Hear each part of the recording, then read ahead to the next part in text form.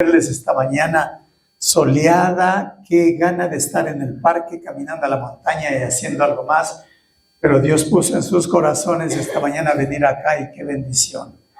Para ustedes que están acá por primera vez o a los tiempitos, sean bienvenidos y vale la pena recordarles que estamos estudiando la carta que escribió Santiago. Así que les invito a tener listos sus Biblias en Santiago, el capítulo 4.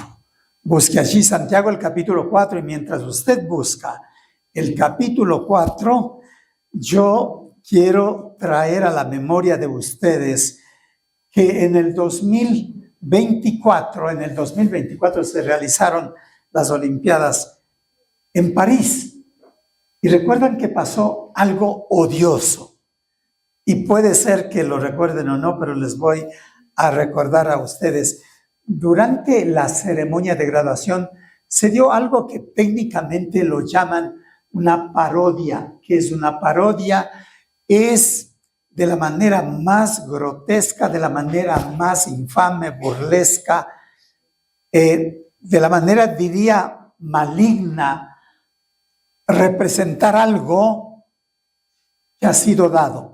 Ya sea una pintura, ya sea una historia, ya sea una creación artística. En aquel entonces surge el nombre de un personaje que ustedes no lo conocen, ni yo tampoco, pero lo busqué y cito aquí, fue dirigido esta parte por este famoso drag queen o king, juntamente con un grupo de personajes que pertenecían al grupo LGBTQ, y sigue las letras del abecedario, ¿no? Ellos evocaron de la manera más grotesca la pintura de Leonardo da Vinci sobre la última cena del Señor. Así que eso causó una reacción fuerte por parte de las comunidades cristianas, instituciones cristianas, iglesias cristianas. Entonces hicieron el reclamo. Y salió para disculparse una mujer que era parte del comité que organizó esto. Y saben, lo interesante fue que al disculparse dijo que esto era para celebrar la tolerancia de nuestras comunidades. Y además dijo que la blasfemia en nuestro país está legalmente permitida. Eso es en Francia. Y así es como termina esta situación. Me imagino las organizaciones cristianas no estuvieron muy felices, muy contentas. Y la iglesia, por supuesto, no le parece para nada bien este tipo de cosa. Y se nos invita a través de las Escrituras más bien a saber interpretar los tiempos. Y en el Nuevo Testamento encontramos con frecuencia acerca de que en los últimos tiempos vendrán burladores y harán toda clase de maldad. ¿No? Este mundo que vivimos, sus leyes, o esta cultura que nos rodea, sus formas, y no solamente las leyes y las formas, pero todo el movimiento nuevo que se ha dado en este mundo, continuarán haciendo burla, odiarán, y serán blasfemos con respecto al cristianismo. Sin embargo, hagamos una pausa. El contraste es fuerte. Cuando leemos las palabras de Santiago, casi al final del capítulo 3, lo que habíamos visto en el último estudio. En Santiago 3:16, escuchen lo que dice esto. No a los de fuera, Porque fuera no tienen control o están controlados por alguien. Pero les dice a los de dentro, a los hermanos, pues donde hay envidias y ambiciones egoístas, también habrá desorden y toda clase de maldad. Eso es fuerte, ¿verdad? Eso es fuerte.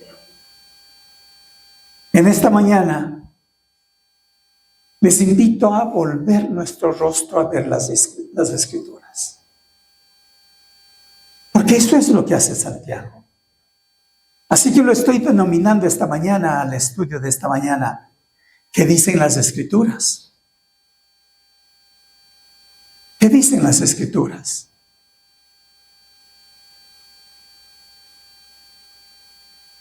Les invito a que me acompañen y oren conmigo y pidamos bendiciones del Señor en este tiempo de reflexión. Oremos. Padre amado, venimos a ti en esta mañana y como iglesia venimos a ti. Queremos escuchar tu palabra, las Escrituras. Y pido bendiciones para que este canal que tú has escogido esta mañana, tu siervo, pecador y con limitaciones, me des la bendición de comunicar tu mensaje. En el nombre de Jesús. Amén. Y amén. Como estos días son tan soleados, voy a pedir que me traiga el botellón para que me acompañe esta mañana. ¿Qué nos dice nuestro Dios? Aquí en Santiago, el capítulo 4, del 1 al 10. Para que recuerden, de pronto es bueno que mencione 3 puntos principales que vemos aquí. Hay una división entonces en 3 temas, en 3 puntos. La situación o el problema que nos presenta en los primeros versículos del 1 al 3. En segundo lugar, la descripción de dicha situación, versículos del 4 al 6. Y finalmente vamos a ver la acción que debemos tomar en respuesta al desafío.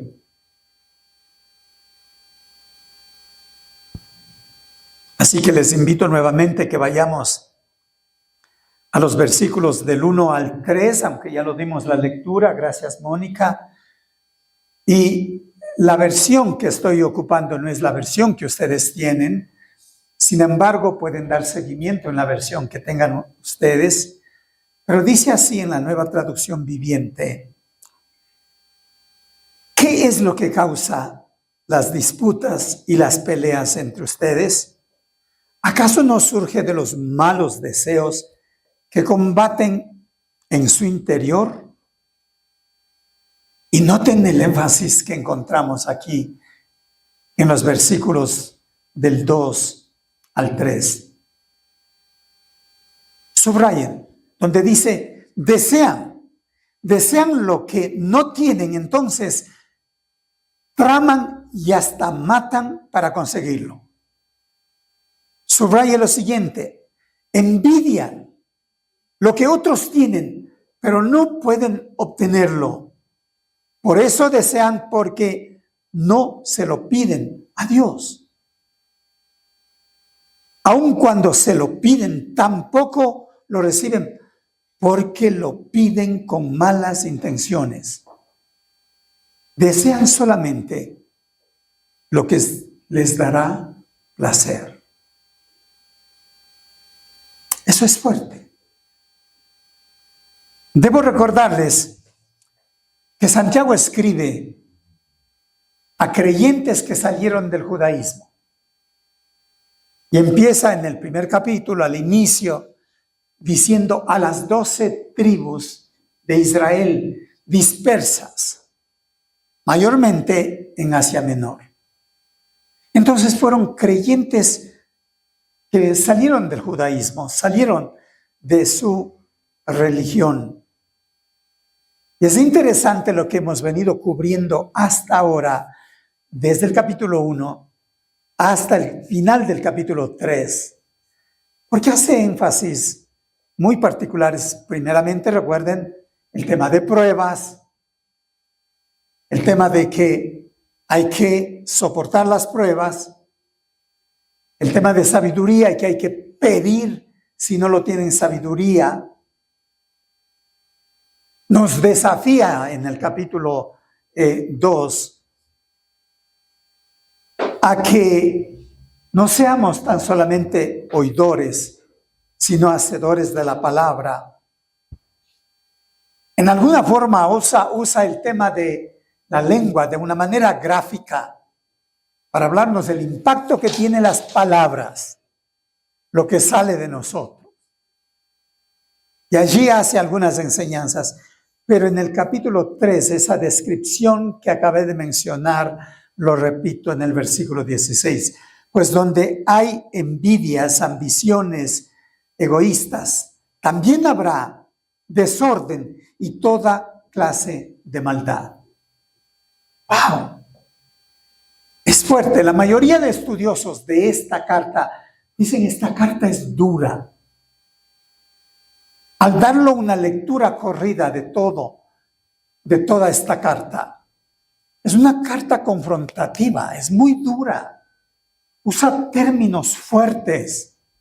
Y saben, no está escribiendo a los de fuera, a los que no conocen a Dios, está escribiendo a la iglesia.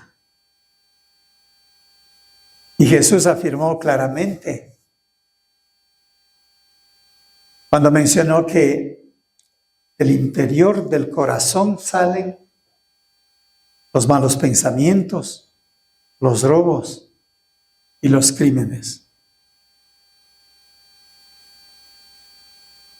Y cuando ya hemos sido bendecidos para ser sus hijos, todavía somos pecadores. Y el alejarnos de su palabra y de nuestra relación con Dios se cumple. Del corazón salen. Del buen corazón sale lo bueno. Pero de un corazón no alimentado sale lo malo. Y parece aquí que Santiago escribe de esta manera. Y menciona los malos deseos que combaten en el interior. Estos demandan placer. Cuando pensamos en malos deseos, ¿han experimentado en alguna forma los malos deseos? Pues continuamente, ¿verdad? Y ojalá que sean suprimidos de inmediato. Porque solamente tenemos que correr al Señor. Tenemos que correr a la palabra. Los malos deseos tienen como propósito demandar un placer que no es bueno. El apóstol Pablo decía, o somos controlados por la carne, o somos controlados por el Espíritu. Y lo escribía a los creyentes. O somos controlados por la carne o somos controlados por el Espíritu. Pero notemos la experiencia que estamos viendo aquí. La congregación está pasando por una experiencia de lucha y Santiago lo pone en términos de guerras. Y no creo que promovieron una guerra bélica entre ellos, pero el promover esta guerra, este tipo de situación para satisfacer sus deseos, quita la paz, obviamente, y hace que la vida de cada uno de nosotros sea miserable. Hasta estos días, entre nosotros podemos experimentar lo mismo. Divide, nos excluye, hace que nos veamos acongojados. Cuando esto pasa, y la paz que podemos lograr no es duradera. Es tan claro Santiago para mencionar el tema de esta lucha interna, de la guerra. Dice, ocurre internamente, es decir, en nosotros. Soliticos, vivimos esa experiencia, pero dice además, lo experimentamos entre nosotros. Pero además dice también que está alrededor de nosotros. Ahora, cuando esto escribe, indicando que esto ocurre entre los hermanos, me hace pensar, eran hermanos que se reunían, estudiaban la palabra, tenían reuniones de oración, estudios bíblicos. ¿Y por qué se le ocurre entonces a esta congregación experimentar este tipo de conflictos? Conflictos entre hermanos. Ahora, cuando hablamos de conflictos entre hermanos, los conflictos van muy atrás, ¿verdad? Pensemos desde el inicio de la historia. Caín y Abel. Y desde allí para adelante, ¿verdad? Los que luego son llamados los patriarcas, lo que le hicieron a su hermano más jovencito. Terrible. Todas las experiencias que pasa descritas en el Antiguo Testamento, de lucha continua. ¿Sabe? Esto no se queda allá en el Antiguo Testamento. El Nuevo Testamento, por supuesto, da evidencias. El Señor con su grupo selecto de 12. Hubo la pregunta, ¿quién será el primero en el reino de Dios? Y esto causó, ¿no es cierto?, una discusión, una lucha interna en ellos.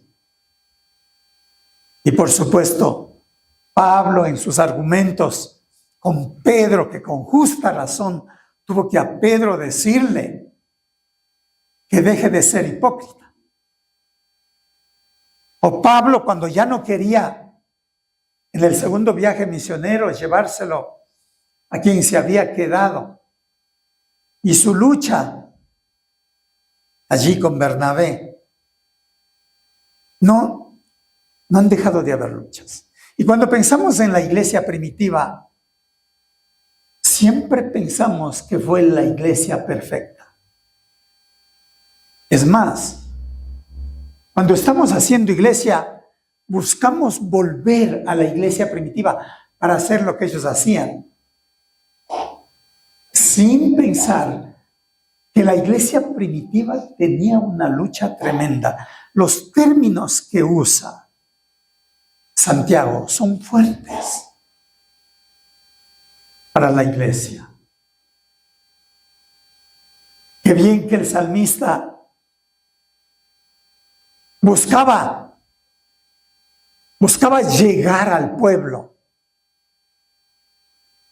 Y en los salmos queda grabado cuando él decía cuán bueno, cuán delicioso es habitar los hermanos juntos en la armonía. Versículo memorizado para repetirlo, pero para vivirlo es otra cosa. No es fácil que lo hagamos eso. Mis hermanos, una persona controlada por los malos deseos, lo que vemos aquí es que se ve inmersa en un círculo maligno. Porque la descripción que encontramos en el versículo 2 es fuerte. Deseáis lo que no tenéis, entonces traman y hasta matan para conseguirlo. ¿De verdad? ¿Era esta una experiencia de la iglesia a la que escribe Santiago? ¿O es una alegoría? Y no es así. En efecto, los deseos para satisfacer sus deseos les lleva a hacer lo impensable. Ahora, no quiero citar los ejemplos que tenemos contemporáneos de los deseos que le lleva, ya sean miembros, líderes, grupos entre sí, para cometer toda clase de actos indignos. Envidian lo que otros tienen, pero no pueden obtenerlo. Muy común, ¿verdad? Envidiar lo que los otros tienen. Un término usado muy frecuentemente, que viene más de Norteamérica, donde el patio verde suyo no se ve tan verde como el patio verde de al lado. Y de al lado siempre se ve mejor. Y esta actitud de elevado a la práctica de la vida cristiana, terminamos queriendo ser lo que los otros son. Y no vamos a Él. Continúa el versículo y dice, luchan y les hacen la guerra para quitárselo.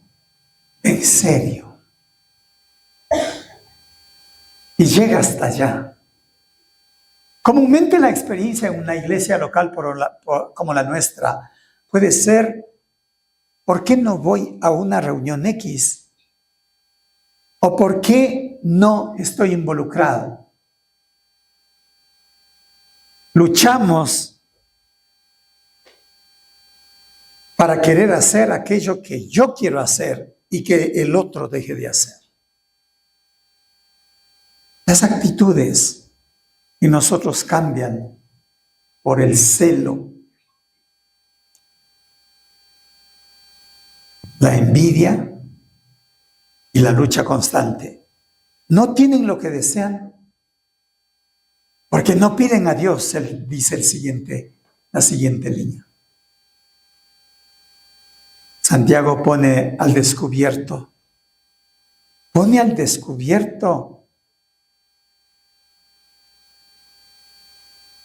a hermanos que apuestan a algo diferente para lograr lo que no tienen. Y allí anoto algunos puntos, porque unos apuestan a la autosuficiencia.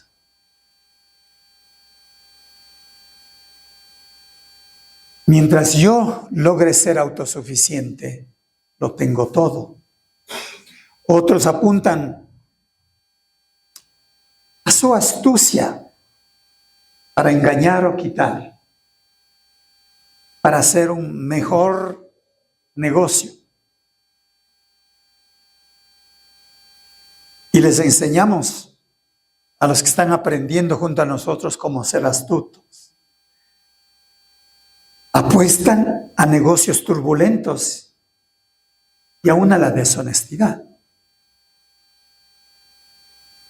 Apuestan a los malos deseos y a las artimañas. Versículo 3 termina diciendo, aun cuando los hermanos piden a Dios, tampoco lo reciben porque lo piden con malas intenciones. El escritor no ataca a los deseos, pero lo que vemos aquí es que el autor sí deja en claro la dirección a donde esto lo está llevando. A cumplir con los deseos. ¿Se ha preguntado por toda la experiencia de nuestra vida cristiana, por qué no recibo lo que le pido a Dios? ¿Por qué? ¿Por qué le ha pedido tanto a Dios y no recibe? Y claro, de pronto es que hay una rutina religiosa y nada más. Pero luego noten esto. Sin duda la relación personal con Dios no es la que debe ser. Así que en ningún caso la oración puede ser culpada a que Dios no lo escuchó y no le da. No. Es que algo está mal conmigo. Así que tengo allí en la lista, Dios no escucha cuando hay pecado, puntualmente. Quiere apuntar, recordar o subrayar en su Biblia el Salmo 66, del 18 al 20, cuando el salmista dice, si yo hubiere mirado, observado, obtenido la maldad, el Señor no me habría escuchado, pero el Señor ciertamente me escuchó, dice el salmista. Es decir, si hay pecado guardado y no confesado, ya no digo yo, lo dice la palabra. Mi oración no llega a Él. Vamos al siguiente. Es que de pronto no he sido perdonado o no he perdonado. Y allí nos encontramos con las enseñanzas del Señor, Mateo 11, ¿no? Mateo 11, desde el versículo 24 en adelante. Cuando nos dice que oremos y recibiremos. Pero si oramos, nos dice que perdonemos. Porque si no perdonamos, tampoco Él nos perdonará.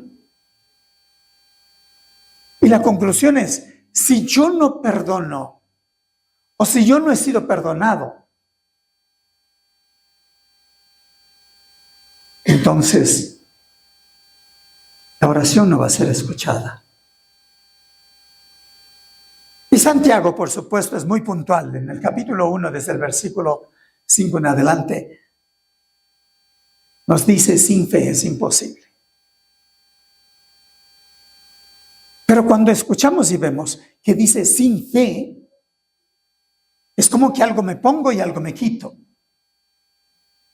La fe tiene que ver con la experiencia salvadora, el hecho de haberme levantado, estando muerto, para llegar a ser su hijo. Esta fe que me lleva a ser su hijo, la estoy desperdiciando. No doy crédito a esta fe. Por ende, tampoco mi oración llega al Señor. Y mucho más fuerte, el versículo 3 aquí. Pedís y no recibís. ¿Por qué? Porque pedís mal. Mal significa que pide para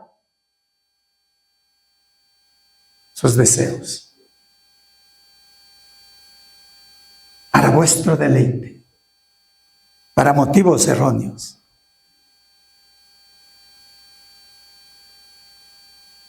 Esa es la descripción de la situación de la iglesia a la que escribe, ¿no?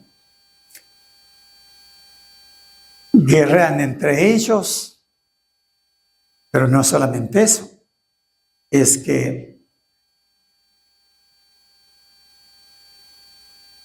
están listos para tomar acciones para satisfacer sus deseos.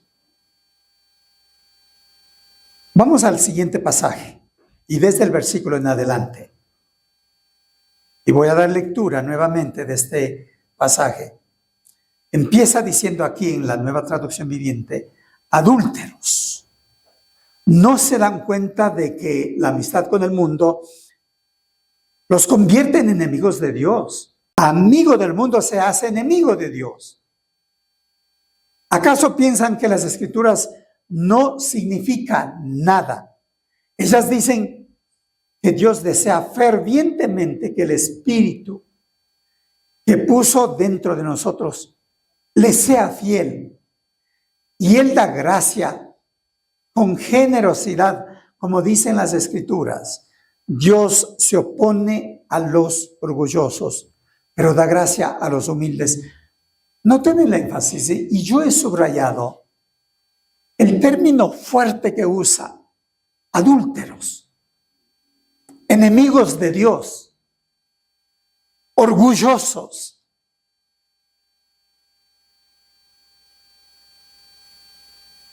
Imagínense que venga un predicador y nos diga de manera así,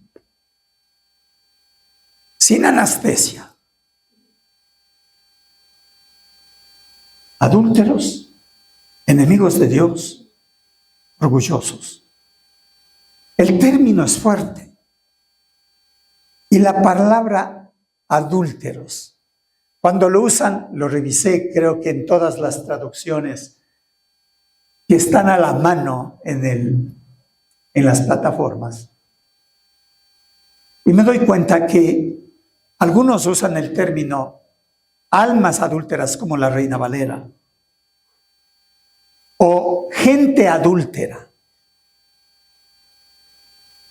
o adúlteros y adúlteras, combinan los dos. Y algunos simplemente, la traducción dice adúlteros, como es este caso de esta traducción que estoy ocupando. El término es sumamente fuerte. Es sumamente fuerte. Algo de información para que ustedes recuerden. En el original o en el idioma primero que fue escrito, usa el término adúltero en femenino. No se sienta mal usted como mujer, porque no se está dirigiéndose a la mujer y excluyendo al hombre. Más bien, Santiago hace uso de estos términos usados en el Antiguo Testamento. Cuando Dios habló al pueblo de Israel,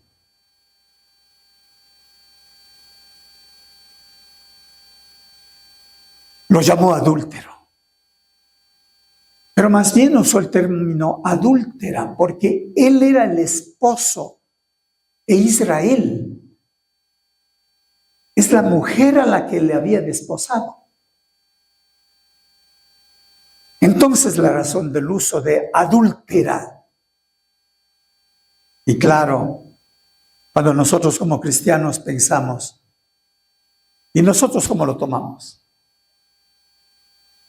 Y la Biblia habla de que la iglesia es la novia de Jesucristo. Y duele fuerte cuando pensamos que Dios usó el término adúltera en el Antiguo Testamento para Israel, su esposa.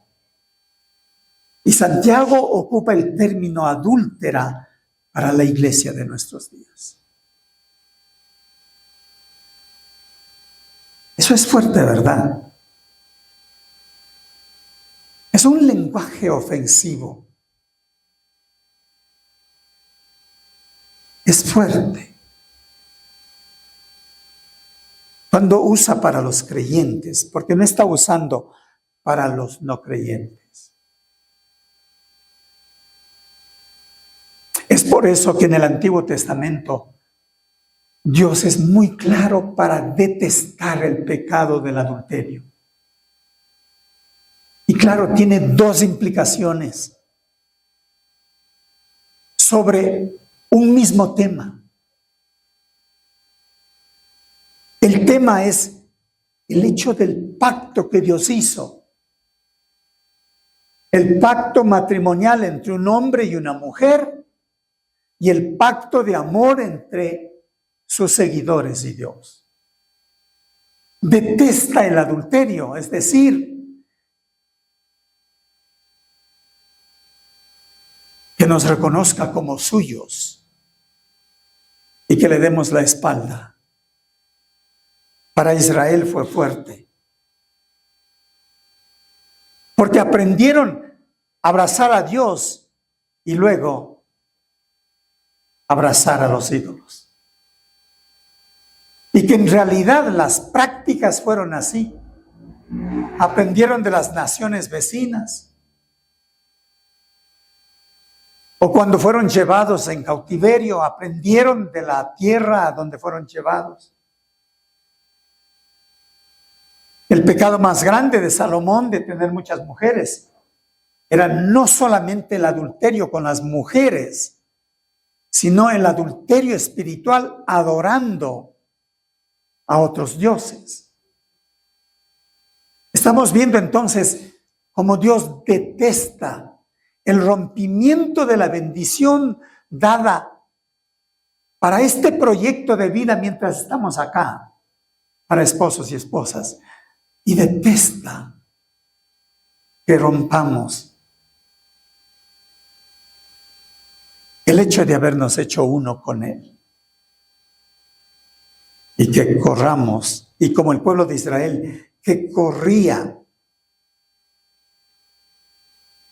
en pos de dioses ajenos. Entonces,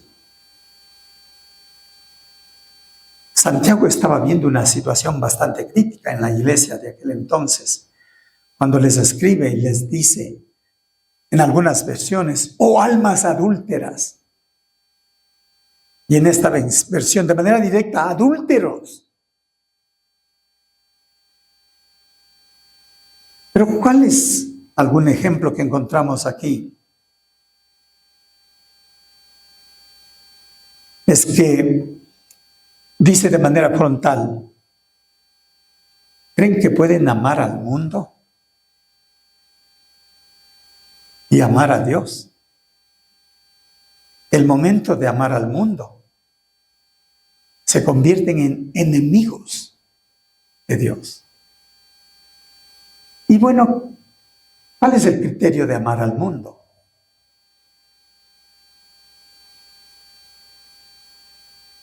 Y no está hablando al mundo físico creado por Dios.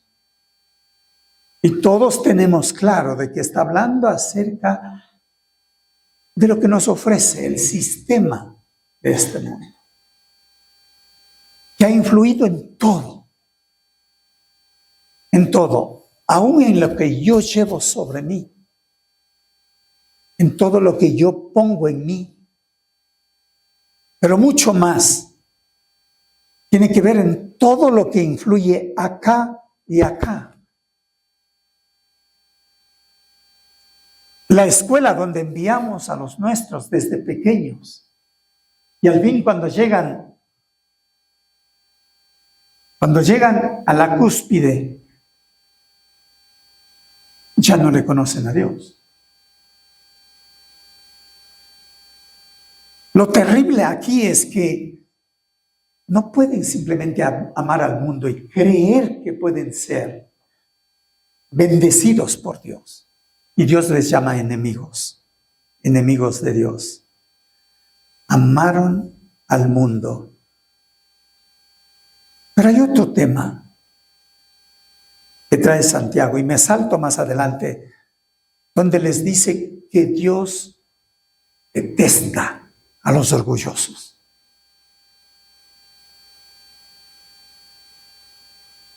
Se opone a los orgullosos.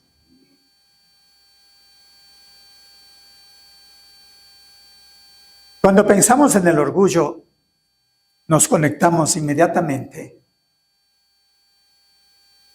¿Qué es lo que hizo el ángel más privilegiado, el más hermoso, el que dirigía la adoración a Dios en la corte celestial? Es el orgullo. Si revisamos Ezequiel, el pecado con el que se le acusa a Sodoma y Gomorra no es primeramente el pecado sexual, es el orgullo. Así que orgullo es tan detestable que Dios mismo le encara al creyente.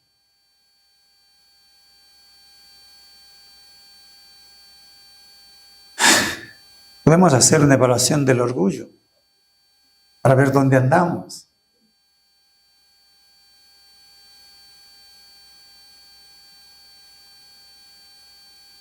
Y vamos a entender de que tenemos que hacer mucho trabajo.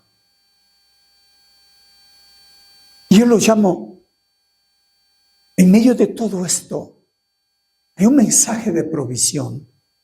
Y está en el versículo 5. ¿O pensáis que la Escritura dice en vano que el Espíritu que Él ha hecho morar en vosotros nos anhela celosamente? La Reina Valera lo pone bastante claro, ¿no?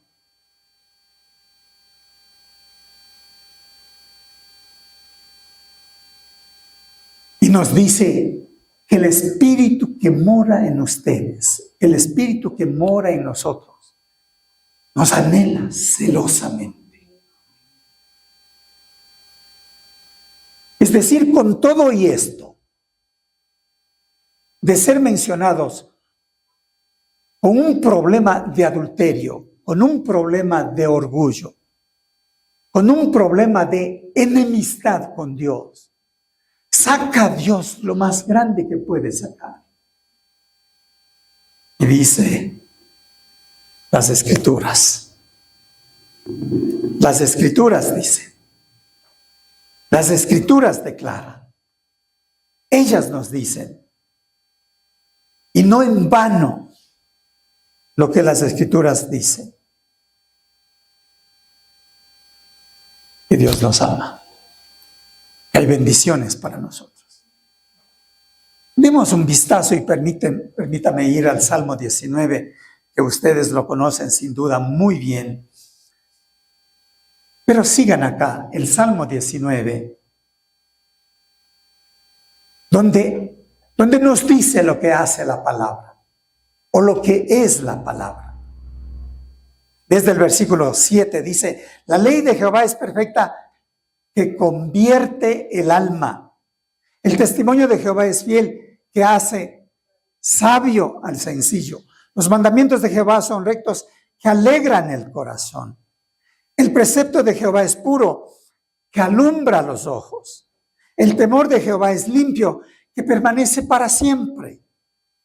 Los juicios de Jehová son verdad, todos justos. Y si vamos al versículo 6, dice que Él da gracia con generosidad. No está solamente para leerla, está para volver a meditar y para saber lo que dicen las Escrituras, que la misma gracia salvadora, la que me llevó a ser su hijo, ahora me dice que esa misma gracia salvadora es la gracia que nos reconcilia. Porque recuerde, como creyentes, como hijos de Dios, mientras estemos acá, tendremos esa lucha y el Señor nos ha dado el camino de cómo salir de aquello. Ir a Él, confesarle y Él nos perdona. Pero su gracia generosa está también para reconciliarnos nuevamente con Él.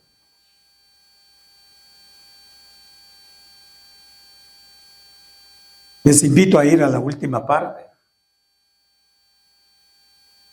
Los últimos versículos que tenemos allí y nuevamente daré lectura a versículos del 7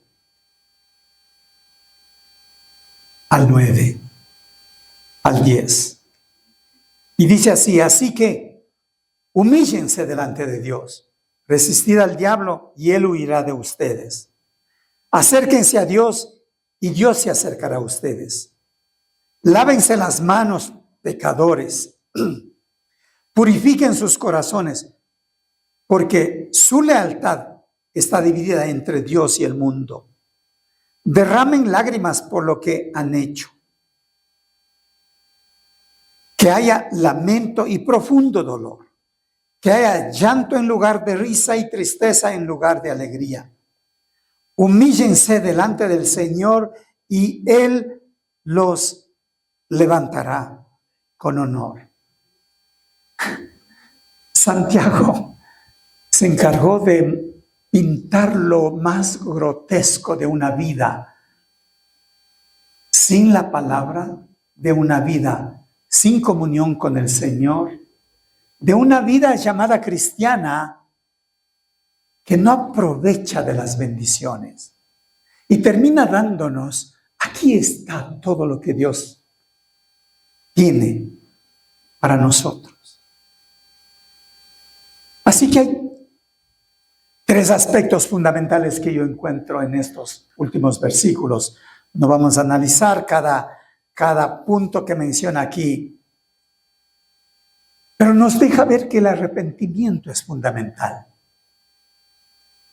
Así que voy para subrayar donde dice en el versículo 7, así que humíllense delante de Dios. Eso implica arrepentimiento. Nunca se dará humillación sin arrepentimiento. ¿Y qué es arrepentimiento? Implica que yo reconozco que algo que hice está mal y lo pongo delante de mi Dios. Arrepentimiento. En el versículo 9 dice, derramen lágrimas por lo que han hecho. Que haya lamento y profundo dolor, que haya llanto en lugar de risa, tristeza en lugar de alegría. ¿Sabe? Es arrepentimiento. Es la invitación a reconocer lo que no estuvo bien. Y versículo 10 continúa hablando en el mismo tema. Humíllense delante del Señor y Él los levantará con honor. ¡Qué bendición tan linda! No dice que en alguna forma será puesto en balanza el pecado. Los hermanos de acá no tienen nada, pero tú tienes demasiado. La clave es el arrepentimiento. La clave es el arrepentimiento. Reconocer delante de Dios. Juan 1:9. Si confesamos nuestros pecados, Él es fiel y justo para perdonarnos, para limpiarnos de toda maldad. Luego noten el versículo 7 nuevamente, después que dice humíllense, nos dice resistan al diablo. ¿Cómo resisten al diablo? En su práctica diaria. ¿Le han visto algún rato? Y usted llama a Ezequiel, al pastor Daniel, venga, porque estoy siendo. Resistan. ¿Cómo resistir? ¿Cómo ponerle un pare? Nos queda claro entonces recordar la enseñanza de Pablo cuando dice que nos pongamos toda la armadura. Y la armadura tiene una estrategia ofensiva y defensiva. Y no puede excluirlo, pone en primer lugar la palabra, el Espíritu Santo, la oración. La palabra toma todas las funciones, tanto para defenderse como para derrotar.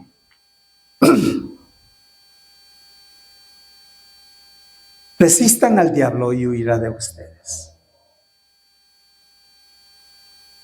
¿Por qué anhelamos la espiritualidad de otro? La espiritualidad de grandes líderes que empezamos a ver, grandes líderes. Cuando Dios me ha dado todo para yo poder resistir al diablo. Y el versículo 8 lleva esta enseñanza tan hermosa. Acérquense a Dios y Dios se acercará a ustedes. Hace un contraste con los primeros versículos. Pedís y no recibís porque pedís mal. ¿Cómo se conecta entonces? Me acerco a Dios y Él se acerca a mí. Y acercarnos a Dios sí puede involucrar venir el domingo a la iglesia. Y sí puede tener sentido que venir a las reuniones de estudio bíblico de la semana. Y sí puede incluir que ir a las reuniones programadas de grupos pequeños.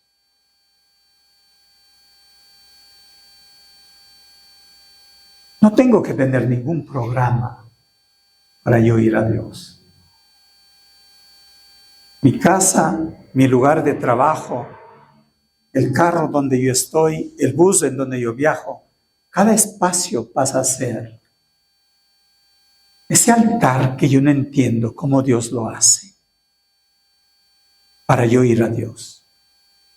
No es solamente el hecho de que yo me acerco para hacer una oración con palabras muy rebuscadas, pero es el hecho de que en mi corazón anhelo hablar con Él, tener comunión con Él. No puedo entender mejor a mi Dios sin ir a su palabra para saber lo que Él me dice. Entonces se conecta mi acto de búsqueda a Él a través de la palabra. Acérquense a Dios y Dios se acercará a ustedes. Lo he estado buscando por mucho tiempo y no le siento, decimos a veces, no. Parece que no me escucha. Voy a pedir que el hermano Ezequiel ore por mí. A mí no me escucha. Cuando el pedido es puntual, personal, particular, acércate a Dios. Y por seguro Él se va a acercar a ti.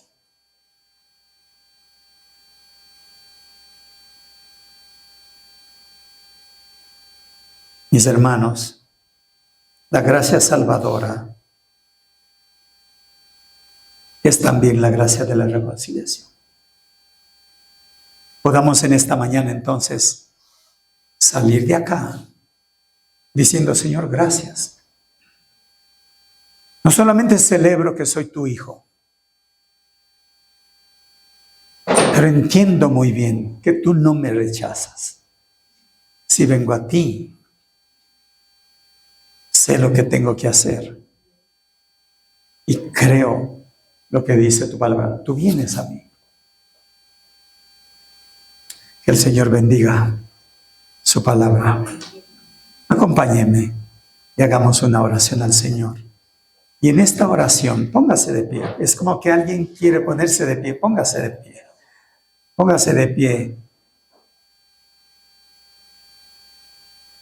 Y hagamos de este momentico la oportunidad para traer aquello que me he sentido movido a traer y poner en las manos de Él. Quizá le golpeó demasiado duro que esta vida alejada de Él, Dios le ha identificado como un acto de adulterio espiritual. Quizá le ha golpeado el hecho de que el abrazar al mundo, Dios le declara enemigo suyo. Y tal vez nunca pensó que el orgullo nos ha puesto tan lejos de Dios. Pero ¿por qué no decirlo en oración al Señor? Dígalo de corazón. Padre amado, venimos a ti en esta mañana. y como iglesia, pero más aún como individuos. Reconocemos, Señor,